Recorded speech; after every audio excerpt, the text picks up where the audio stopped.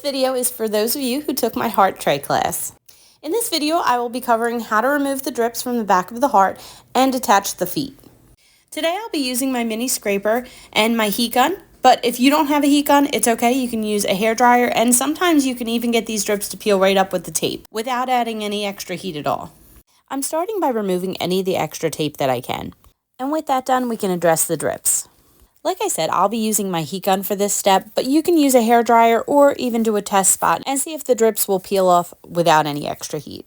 The reason we add a little bit of heat here is because it softens the resin and makes it a little bit easier for those drips to peel right off. I apply the heat in sections and then start to peel off the tape.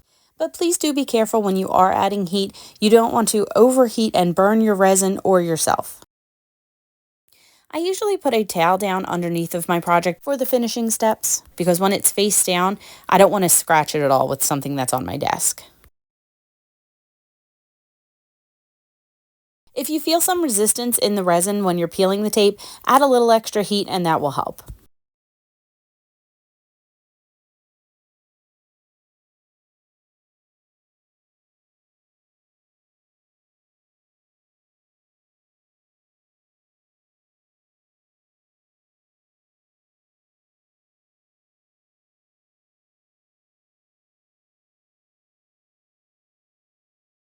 And just continue like that, heating and peeling and heating and peeling. Now when I got to this side of the heart, I did not add any heat at all, and these drips are just popping right off.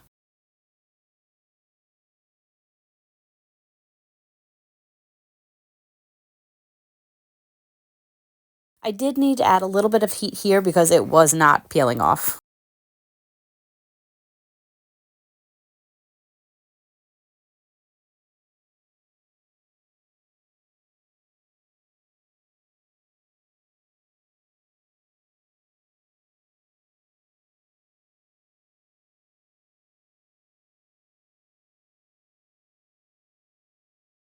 Then just go ahead and peel off any remaining tape that might have been under your other tape.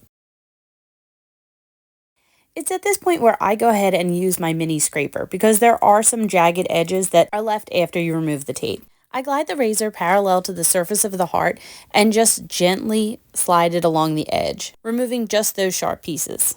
I do this very slowly, and it is a razor, so you have to be careful. I just go along the whole perimeter of the heart until there are no sharp edges left.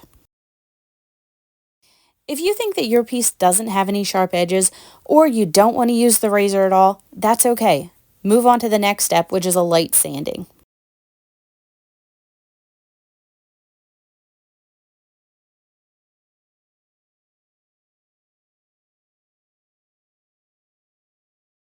If you're skipping the razor part, this is a great step just to make sure that there are no sharp edges that are going to cut you.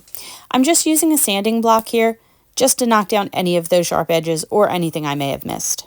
This is also a great way to remove any paint that I may have gotten on the back.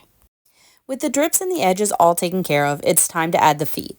Here I am using some large beads I got from Michaels, but you could really use anything you want to or add no feet at all. I'm applying mine with some hot glue with a glue gun I got from the dollar store. But there are many ways to attach these feet.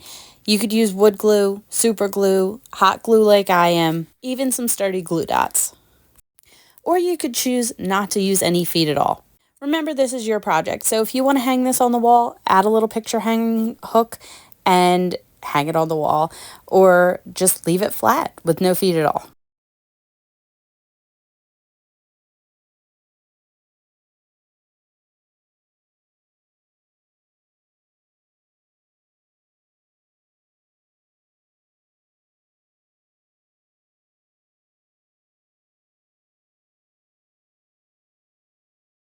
With the feet attached, we can clean up our piece and call it done.